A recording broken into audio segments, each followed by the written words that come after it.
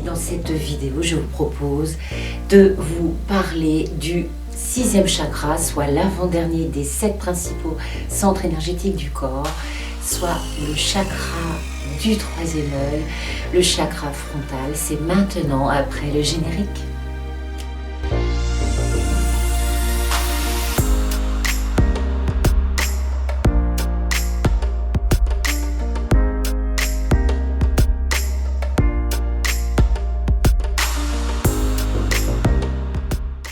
Bonjour chères belles âmes en éveil, éveillées ou très éveillées. C'est toujours une immense joie, au risque de me répéter, de vous faire cette vidéo, ces vidéos, qui abordent plein de sujets différents, notamment par rapport à la spiritualité, au bien-être, à l'ésotérisme, au spiritisme, etc., etc., etc.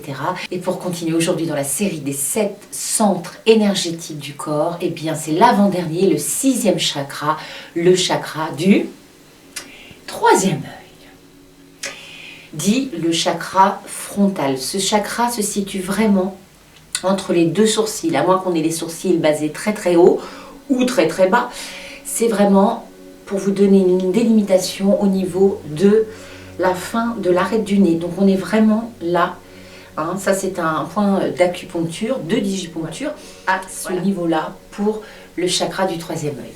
Nous l'appelons également le chakra du 6e sens, de notre 6e sens. Nous allons en parler tout à l'heure. L'appellation de ce chakra en sanskrit, eh bien c'est Ajna chakra ou Anya chakra, A-J-N-A. La note de musique de ce chakra est le La. On arrive vraiment presque à la fin de la gamme. Et le mantra qui est associé est Kram, K-R-A-M. Toujours pareil, n'hésitez pas à prononcer, à chanter cette syllabe Kram sur la note du La. Do, Ré, Mi, Fa, Sol, La. Kram.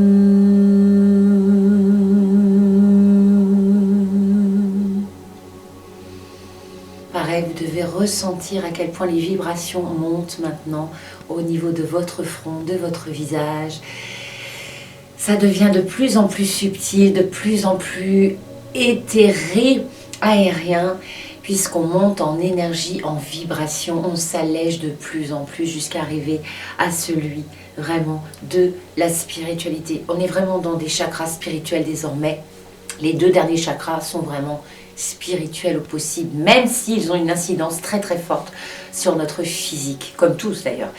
Mais vous verrez, ils sont interconnectés, et sans ces chakras spirituels, eh bien ça fait partie de l'ancrage. On a besoin d'être ancré, d'être pleinement dans les étoiles et sur terre. On a vraiment besoin de cela pour être le plus équilibré possible. Le verbe de ce chakra, c'est une évidence, je vois. Attention, c'est le 3e œil, c'est un œil invisible, donc je vois, mais d'une vision intérieure. Au niveau de l'intuition, on va y venir. Je réfléchis. J'écoute ma petite voix intérieure. Le sens qui est attribué à ce chakra frontal, à ce 3e œil, si on doit faire une comparaison avec les précédents sens, le toucher, l'ouïe, l'odorat, etc., eh bien lui, c'est le psychisme, le 6e sens. Donc 6e sens, intuition. Petite voix dont je viens de vous parler précédemment. Son élément, si on peut dire que c'est un élément, puisqu'on était dans l'éther précédemment, et bien là c'est l'esprit. Le mental en tant que réflexion et pas en tant que pollution. On va le voir quand il est déséquilibré. L'esprit. Je suis esprit. J'ai une âme. J'ai une âme qui m'envoie des informations. Et ça passe par là. Bon, toujours par là, mais là on passe par là, notamment par rapport à ce chakra. Sa couleur, quelle est belle cette couleur, mais elles sont toutes jolies les couleurs. Alors j'ai essayé de me mettre pareil, pour vous montrer un petit peu la couleur exacte. Eh bien c'est le bleu indigo, soit le bleu foncé. Pas trop foncé non plus, vraiment le bleu indigo, c'est celui-ci. Donc on n'est plus dans le bleu ciel, on est vraiment dans quelque chose de beaucoup plus foncé, tel que ce tissu-là. Vous le verrez par rapport aux pierres que je vous énumérerai tout à l'heure, qui représentent vraiment la couleur de ce chakra. Mais vraiment, j'adore cette couleur, entre autres. J'affectionne particulièrement. C'est vraiment un chakra qui se rapporte au savoir. Il est directement lié à tous les chakras inférieurs et au mental.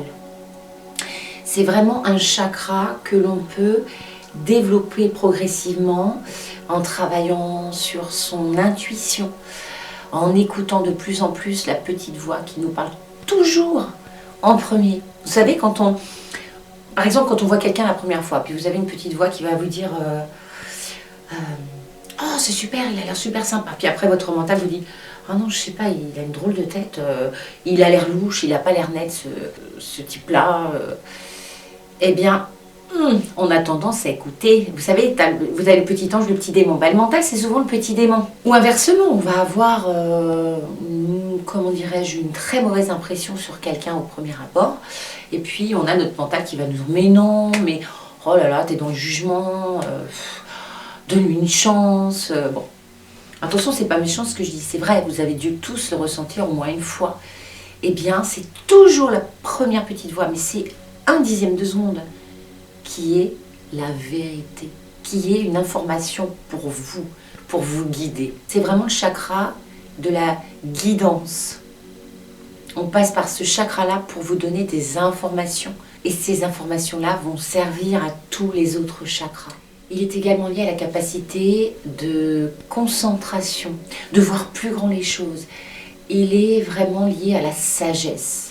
Alors vous voyez qu'il y a des petits rappels des autres, mais là c'est vraiment ça. C'est prendre du recul par rapport aux choses. Et c'est pour ça qu'il peut avoir cette appellation d'œil de la sagesse. Parce que nos deux yeux sont faits pour voir, voilà, en 3D. Mais là on parle d'un œil beaucoup plus subtil. On voit derrière les choses. C'est un ressenti au-delà des apparences. Alors certes, on va voir quelqu'un comme ça, c'est ce que je venais de vous dire. On va voir quelqu'un comme ça avec nos yeux, mais notre troisième œil va voir la personne, va scanner la personne par rapport à cette petite voix qui va nous donner des informations sur cette personne. Et donc là, on peut parler, derrière ce chakra, fortement de la clairvoyance.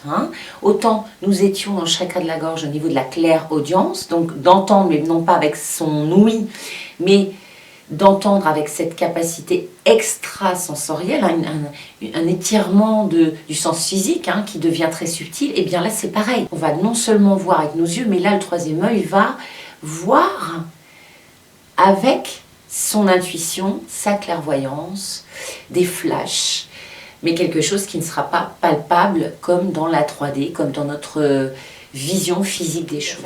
La clairvoyance, ça concerne également les gens qui ont des rêves prémonitoires ou des prémonitions éveillées, des flashs. Ça peut être également les personnes qui travaillent avec, au niveau de la voyance. Voilà, ce sont des personnes clairvoyantes, donc elles vont voir des choses et vous prédire des choses. Donc ça fait partie aussi de ce troisième œil très ouvert. Au niveau des parties corporelles, eh bien ce chakra est forcément relié à tout le système oculaire, aux tempes, il est relié au cervelet ainsi qu'au bulbe rachidien et va permettre toutes les connexions nerveuses. Et c'est l'hypophyse qui va permettre à ce chakra frontal d'être en action. C'est également le chakra, j'adore parler de ça, de l'imagination, de l'inspiration. Et ça, j'adore parler de ça parce que voilà, quand on est artiste, créatif, eh bien, on a recours à l'inspiration, à l'imagination. Enfin, ça appartient à tout le monde. Et justement, l'imagination, l'inspiration, eh bien, c'est quand on canalise. On n'écoute pas notre mental, on reçoit juste des informations pour créer, écrire, peindre, faire un certain nombre de choses. Mais là, je vous parle dans le domaine artistique, mais dans notre vie, c'est pareil. Pour être créateur de notre vie et embellir notre vie, eh bien, il faut écouter cette inspiration. Il faut développer son imagination. Parce que l'imagination, alors au risque de paraître un peu folle-dingue, l'imagination, est-ce que c'est réel ou non réel? Est-ce que notre vie en 3D est vraiment réelle ou est-ce une illusion? Quand vous pensez à la visualisation créatrice, vous visualisez Alors attention, hein, là c'est pareil, ça fait partie du troisième œil. Vous visualisez quelque chose mais avec votre, comment dirais-je, votre clairvoyance, surtout pas vos yeux physiques. Vous projetez une image d'un souhait que vous souhaitez qu'il arrive. Donc vous vous imaginez dans cette situation. Par exemple, vous désirez fortement acheter une maison, eh bien vous vous visualisez pleinement dans cette maison, dans les moindres recoins, vous voyez déjà que vous y avez mis des meubles et vous êtes déjà installé. Eh bien en projetant cette image, vous allez créer cet événement dans votre vie, puisque à force de l'imaginer, vous y croyez. Donc c'est pour ça que je reviens à ce que je disais tout à l'heure, est-ce que l'imagination n'est pas la vraie réalité, finalement? Question à cogiter. Sérieusement. C'est vraiment le chakra du siège de l'âme universelle. Il se rapporte pleinement à la conscience et à la vision de la vie. Vous voyez, à la vision de la vie. Pas la vision avec ses yeux. La vision intérieure. Comme je vous l'ai dit, c'est de plus en plus subtil. Donc, faut S'accrocher maintenant, hein, on n'est plus dans la caverne, hein, comme le gros ours, hein, dans comment dirais-je, le chakra de l'ancrage. On est vraiment dans de plus en plus de subtilité et de capacité extrasensorielle, extrêmement subtile, reliée à la conscience, je dirais, globale, divine, pour ceux qui entendent divin, pas lié à la religion, bien évidemment, hein. Dans le sens du divin, tout ce qui est créateur de toute chose, la source, enfin vous l'appelez comme vous voulez. Et dès l'instant que vous écouterez votre intuition, votre imagination, l'inspiration, vous pourrez la transcrire au mieux. Vous allez vraiment acquérir un grand discernement, que ce soit par rapport à des choix à faire dans votre vie, que ce soit par rapport à la rencontre de certaines personnes, tout un tas de situations qui va se présenter à vous durant votre existence et face auxquelles vous aurez vraiment beaucoup plus de discernement, vous aurez moins de difficultés à prendre vos décisions parce que vous verrez ce qui vous correspond le mieux. Vous vous projetterez dans ce qui vous correspondra le mieux. Et ça, c'est plus vous travaillerez sur ce chakra frontal, plus vous serez à l'écoute de ce chakra frontal. C'est marrant parce qu'à l'écoute, c'était le chakra de la gorge, l'écoute, le fait de s'exprimer, mais voilà, hein, c'est toujours la même phrase, tout est lié, tout est interconnecté, on est à l'écoute, c'est marrant, à l'écoute de ce que l'on voit, mais pas avec nos yeux. Quelle grande phrase. Je ne sais même pas ce que je saurais leur dire. Bref, je crois que ce sera coupé au montage. C'est un chakra qui va vous permettre de vous cultiver, d'aimer apprendre. Mais pas le fait d'apprendre comme à l'école, hein, comme un petit soldat qui va devoir réviser ses leçons. Non, vous êtes curieux de plein de choses et vous vous nourrissez de tout ce que vous pouvez apprendre, acquérir comme connaissance. Un besoin de nourriture spirituelle et culturelle. Lorsque ce chakra est en carence, eh bien, ce sont des personnes qui auront vraiment des soucis de concentration. Des personnes qui ont du mal à écouter leur intuition, qui vont sans arrêt écouter leur mental. Des personnes qui vont avoir peur de vieillir, des personnes qui ne vont pas forcément être en soif de connaissances, vont se contenter du peu qu'elles ont. Hein, vous connaissez la phrase métro, boulot, dodo, sans jugement aucun, bien sûr. Mais il y a des personnes dont la vie est très satisfaisante comme ça parce qu'ils ne se posent aucune question essentialiste, existentialiste. Ils n'ont absolument aucune conscience, justement, qu'il y a une conscience universelle. Ce sont des personnes qui ne sont absolument pas visionnaires, qui n'ont pas d'imagination, du moins elles en ont certainement, mais elles n'en prennent pas conscience, ou du moins elles la refoulent, qui ont très peu d'intuition, de ressenti par rapport aux situations, par rapport aux personnes qu'elles rencontrent. Ce sont des personnes pas du tout dans la créativité. Pour finir avec les personnes qui ont ce chakra en carence, eh bien, sont des personnes qui ne vont pas du tout être rêveuses, qui ne vont pas laisser leur esprit un petit peu s'évader. C'est pas parce qu'on s'évade un tout petit peu qu'on n'est plus ancré. Hein.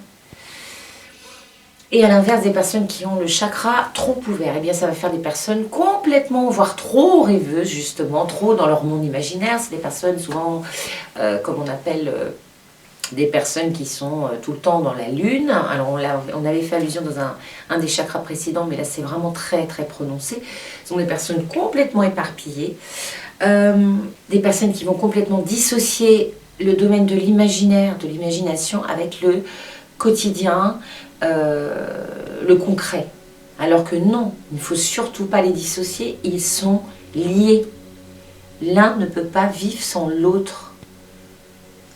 On est sur Terre, mais notre esprit a besoin de voyager, de créer, de se projeter. Il y a beaucoup de mal quand ce chakra est trop ouvert à faire la différence entre des réalités dites très physiques, comme payer ses factures, faire ses courses, laver sa voiture, faire le ménage, et des réalités dites spirituelles. Mais si on savait à quel point les deux pouvaient être en symbiose, eh bien on serait une vraie lumière pour notre entourage. Mais c'est exactement le fait d'être équilibré entre l'ancrage et la spiritualité. La terre, le ciel, je me répète tout le temps, mais c'est ça. Je vous rassure, moi je suis plus souvent la tête dans les nuages que la tête sur terre. Oui, enfin, il faut être équilibré, que les pieds sur terre. Mais j'y travaille, et puis voilà, comme je vous l'ai toujours dit, c'est rare d'être très équilibré, c'est exceptionnel. On a tous un penchant, soit plus pour la matière, le matérialisme, soit pour tout ce qui est éthéré, voilà, spirituel, les plans subtils, voilà, l'imagination, la rêverie, la contemplation. Mais il faut un peu des deux. De toute façon, on n'a pas le choix parce que souvent le quotidien nous rattrape, au grand galop. Donc maintenant, les maladies psychiques ou les troubles psychiques, quand ce chakra est bloqué ou déséquilibré, qu'il soit en hypoactivité ou en hyperactivité, eh bien ça va faire des maladies mentales, des confusions mentales, des troubles de la personnalité, des troubles au niveau de l'apprentissage, des troubles au niveau de la concentration, mais c'est vraiment très difficile de pouvoir se concentrer. Ça ne vous est jamais arrivé, ça, que vous êtes en train de lire un livre et en fait vous voyez que vous êtes rêvé au bas de la page et que vous n'avez absolument rien lu. Votre pensée était ailleurs. Bon, ça en fait partie, mais ça arrive à tout le monde. Ça nous est bien arrivé au moins déjà plusieurs fois. Ça engendre également une fatigue mentale importante. Et ça se traduit aussi souvent par un manque d'ambition. Maintenant, au niveau physique, vous allez avoir les troubles au niveau des yeux, donc des troubles oculaires, des migraines, donc des migraines surtout frontales, des sinusites, des sciatiques. Et ça peut paraître étrange, mais comme on l'a dit tout à l'heure, le chakra frontal est étroitement lié au cervelet, donc à plein de terminaisons nerveuses qui peuvent engendrer le mal de dos, de la sciatique. On peut avoir également des céphalées, des convulsions, enfin plein d'autres pathologies, problèmes liés à ce chakra mal équilibré, ce chakra qui ne fonctionne pas comme il faut, et souvent ce chakra qui n'est pas du tout ouvert. C'est ça le problème, la problématique, et j'en ai pas parlé tout à l'heure, c'est que le troisième œil, il faut l'ouvrir. Et que souvent, il est fermé chez les 3/4 des gens. On commence à s'ouvrir là, il commence à s'ouvrir chez pas mal de personnes. Il y en a, c'est encore un petit clin d'œil. Il y en a, c'est encore un peu colmaté, mais ça commence à se décoller. Mais voilà, c'est surtout ça, et j'aurais dû le dire en premier, mais je vais peut-être remettre une phrase pour le dire au départ, c'est que le troisième œil, c'est un chakra qui est encore fermé chez beaucoup de personnes. Donc je dirais même pas en hypoactivité ou en hyperactivité. L'hyperactivité, c'est qu'il est déjà ouvert, oui certes, mais trop ouvert, ça devient cyclope. Que l'hypoactivité, c'est limite, allez, on commence à l'ouvrir un petit peu, mais bon, c'est pas ça. Mais c'est souvent qu'il est fermé. Donc, eh ben, il faut laisser du temps au temps, laisser à ce troisième œil le temps de s'ouvrir naturellement, je dirais. Ou alors, si vous faites partie d'un entourage où il y a des gens à qui vous aimeriez, eh ben, peut-être permettre d'ouvrir leur troisième œil, eh bien, allez-y en douceur. Il ne faut jamais forcer personne, mais trouver tous les avantages qu'il y ait à montrer, à ouvrir ce troisième œil qui ouvre vraiment sur la beauté de ce monde dans toutes ses réalités différentes, les plans physiques, les plans subtils, et tout ce qu'on peut être guidé quand on a ce troisième œil ouvert, tout ce qu'on peut avoir comme belle guidance par rapport à déjà toutes les autres guidances qu'on est, mais vraiment une guidance supplémentaire pour cheminer au mieux sur le parcours de notre vie.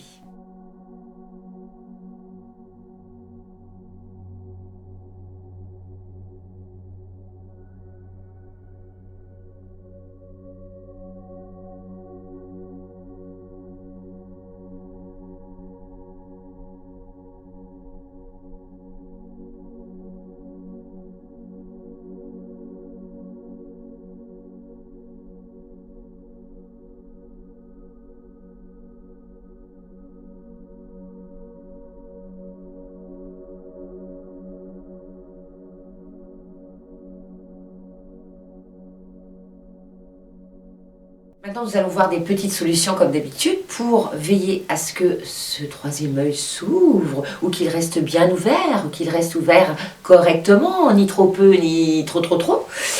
Eh bien, vous avez la nette odorante. Alors, toujours pareil, soit vous le faites en olfaction, en friction, en infusion. Vous pouvez le mettre en diffusion dans des diffuseurs d'huiles essentielles. Toujours pareil, attention pour ceux qui ont des problèmes au niveau de l'épilepsie. La nette odorante, l'immortel, l'eucalyptus globulus.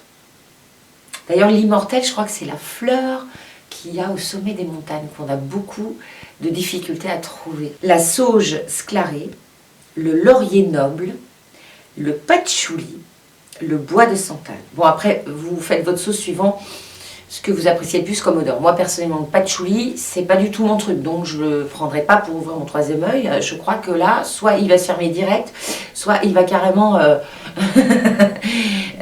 cligner de l'œil ou moucher, ou tout ce que vous voulez, mais non, c'est pas la peine. Hein, on dirait qu'est-ce qu'elle dit comme bêtise, donc c'est pas grave. Vous pouvez également combiner les huiles essentielles. Donc dans ces cas-là, n'hésitez pas à aller sur internet pour voir des petits dosages, notamment pour les mettre dans un bain. Hein, ça c'est merveilleux de prendre un bain avec des huiles essentielles. Ça va ouvrir votre troisième œil et vous allez vous sentir très très bien. Vous allez avoir une clairvoyance après, ça va être un truc de dingue. Et maintenant, je vous fais défiler toutes les pierres que j'ai choisies par rapport à ce chakra frontal. Bien évidemment, vous pouvez en chercher plein d'autres dans des bouquins de lithothérapie, mais là c'est celle que j'ai choisie pour vous aujourd'hui. À tout de suite.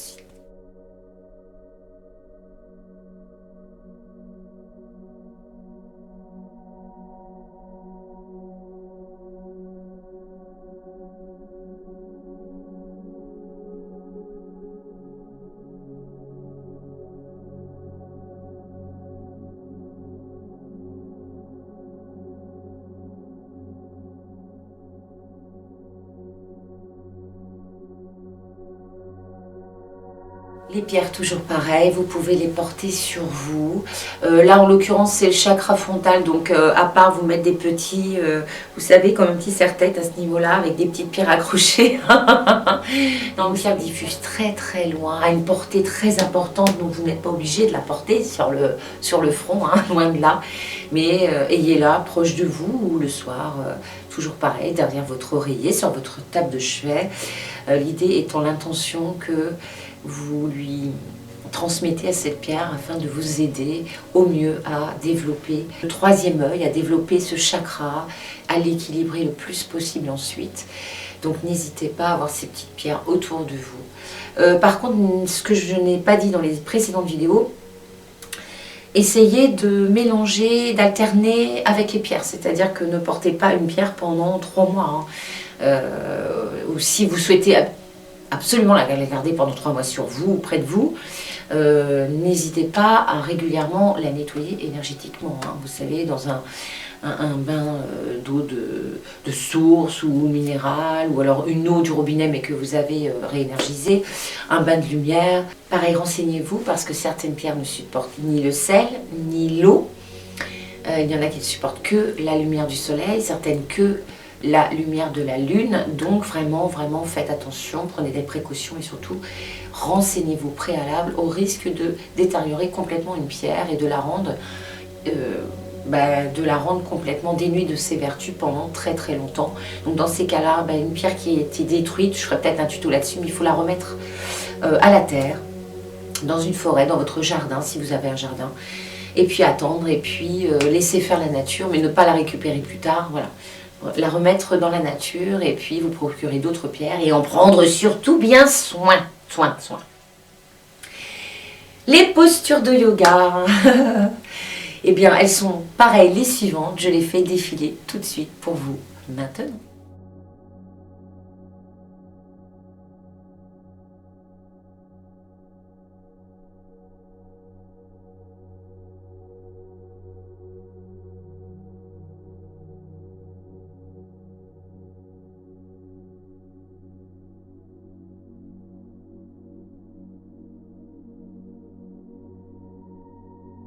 Toujours pareil, n'hésitez pas avant chaque posture de yoga à faire la position de l'enfant pour bien vous détendre avant de commencer la posture. Notamment, il y a certaines postures là qui sont quand même compliquées encore. Et puis, terminer par la posture de l'enfant, vraiment pour vous relaxer, pour vous détendre pleinement. L'idée n'est pas de vous coincer, hein, de rester coincé en faisant votre posture. Non, l'idée est de vraiment vous faire du bien. Et surtout, lui faire du bien à lui. En l'occurrence, aujourd'hui, par rapport à ces postures-là. N'hésitez pas à méditer après les postures, puisque avant, ça risque de vous mettre dans un état très, très relaxé. Donc, ça va être difficile de faire des postures un petit peu musclées quand même. Et puis méditez donc ensuite en ayant pourquoi pas une des pierres proposées précédemment dans vos mains et de prendre conscience pleinement de votre chakra frontal. Vous pouvez également allumer une bougie de couleur bleu marine, bleu foncé, bleu indigo.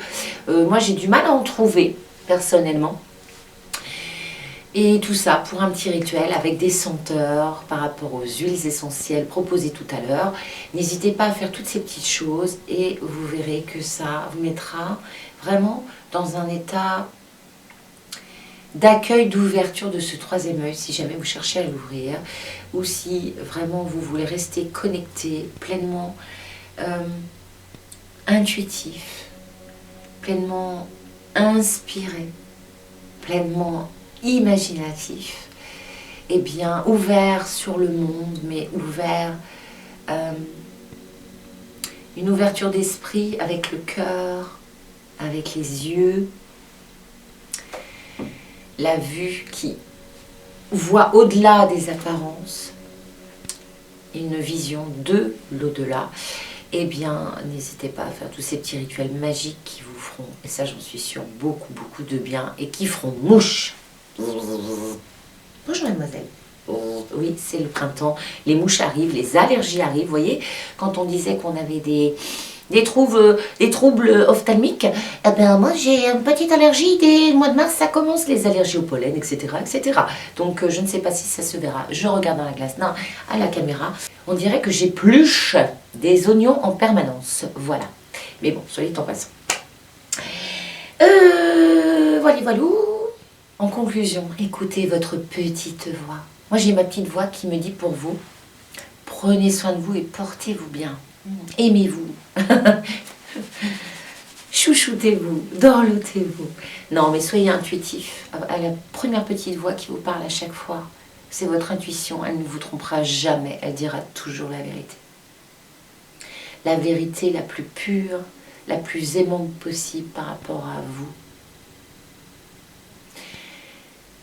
Laissez-vous guider par l'inspiration. Imaginez-vous dans plein de situations que vous souhaitez bientôt réaliser. Soyez créatif. Et ouvrez l'œil sur ce que l'on ne voit pas forcément, mais qui vous apporte des petits signes quotidiens, des petits clins d'œil, des petits messages, des belles guidances. Sur ces jolies paroles bienveillantes, je vous embrasse de tout mon cœur et je vous dis à très bientôt pour une prochaine vidéo. Je vous aime. On verra bien, Tintin, si j'ai oublié quelque chose.